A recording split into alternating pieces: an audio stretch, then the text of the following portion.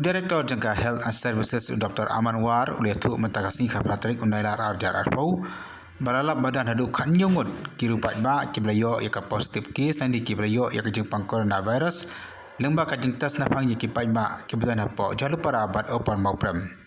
na kini khasangut kini na po jalu para kat balangot pat kini na open mauprem haka juga po Dr. War oleh tu ba ya ka test pat ba kabale apo yu molong empat yo ya ka result badang am adu mentah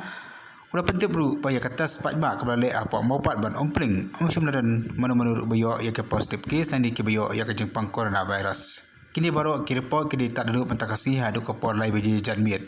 makini ru kemsem akan tublang hakit ke lai perangut ki bela pau positif lang ba tes ke bela yo ka result mentakasni naru kini dan langut ru ki bela test positif ba kini baru langut kini napo is kasil sebab kini ki belang chuan pai napo asam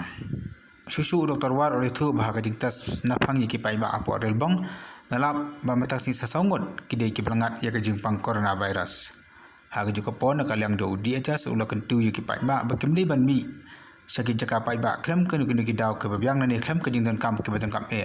Kene kalong galat nak kemda banyada ya kihi man lai nak kene ke jengpang. Apo polis besar buat apo yodo yo mulong tu kan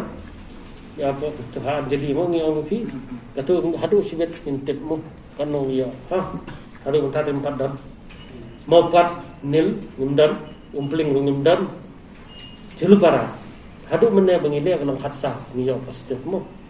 bat kapar mu pram lah kata kani kapat don ha official bangi ai nemo live pendai kini ngasih tu fi hatsa hadu menne kata kamu hadu live ji hatsa positif pak dengan antigen bah apa program lah dia ka yau buat dia ka